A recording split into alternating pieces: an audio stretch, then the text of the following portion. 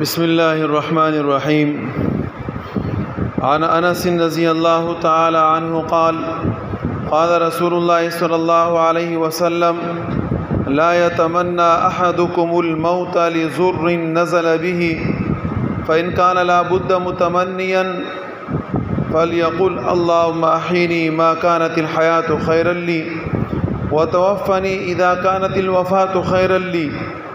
حضرت انس رضی اللہ تعالی عنہ سے روایت ہے، فرماتے ہیں نبی اکرم صلی اللہ علیہ وسلم نے ارشاد فرمایا، تم میں سے کوئی آدمی تکلیف اور مصیبت کی وجہ سے موت کی تمنا نہ کرے، پس اگر ضرور بھی ضرور تم لوگوں میں سے کسی نے موت کی تمنا کرنی ہے تو پھر اس طرح دعا کرے کہ اے اللہ مجھے زندگی عطا فرما اگر میری زندگی میں میرے لیے بہتری ہے، اے اللہ اگر موت میں میرے لیے بہتری ہے تو مجھے موت عطا فرما۔ اس طرح کی دعا کرنی چاہیے۔ نبی اکرم صلی اللہ علیہ وسلم کے اس ارشاد مبارکہ سے ہمیں اس بات کا سبق ملتا ہے کہ ہم کسی تکلیف کی وجہ سے، مصیبت کی وجہ سے، پریشانی کی وجہ سے موت کی تمنا نہ کریں، اس لیے کہ دیکھیں زندگی اللہ رب العزت کی بہت بڑی نعمت ہے۔ اگر ہم موت کی تمنا کریں گے تو اس نعمت کی ناقدری ہوگی جو اللہ رب العزت نے ہمیں عطا فرمائی ہے۔ اور پھر اسی طریقے سے اگر ہم موت کی تمنا کرتے ہیں تو دوسرا نقصان جو اس کے اندر ہے وہ یہ ہے کہ انسان اللہ رب العزت سے مایوسی کا شکار ہو جائے گا۔ اللہ رب العزت قرآن کریم میں ارشاد فرماتے ہیں، قُلْ يَا عِبَادِيَ الَّذِينَ أَسْرَفُوا عَلَىٰ أَنفُسِهِمْ لَا تَقْنَطُوا مِن رَحْمَةِ اللَّهِ، اے میرے بندو جنہوں نے اپنے آپ کے اوپر ظلم کیا، گناہ کی، زیادتی کی، یاد رکھنا اللہ رب العزت کے رحمت سے، اللہ کے مہربانی سے مایوس مت ہونا۔ اب دیکھیں قرآن ہمیں اس بات کی ترغیب دیتا ہے کہ اللہ رب العزت کے رحمت سے مایوس نہیں ہونا۔ آپ نے جو بھی گناہ کیے اللہ رب العزت سے سچی دل کے ساتھ توبہ مانگیں گے، اللہ پاک آپ کو معاف کریں گے۔ تو زندگی بہت بڑی نعمت ہے۔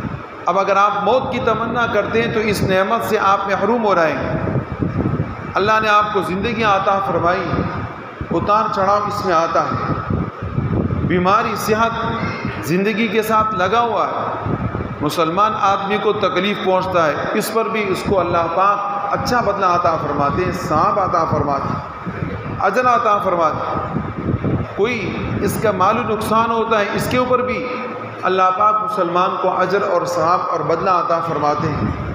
مسلمان کی زندگی میں جو خوشیاں آتی ہے یہ اللہ رب العزت کی طرف سے آتی ہیں، جو تکالیف آتے ہیں وہ بھی اللہ کی طرف سے آتے ہیں۔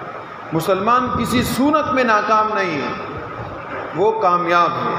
شرط کیا ہے؟ شرط یہ ہے کہ ہم نے جو اللہ رب العزت پر ایمان رکھا ہے ہمارا ایمان سچا ہو، اللہ رب العزت سے اپنی امیدیں وابستہ کرے اور نبی علیہ السلام کی ان فرمانات کے اوپر عمل کرے کہ موت کی تمنا تکلیف کی وجہ سے نہ کرے۔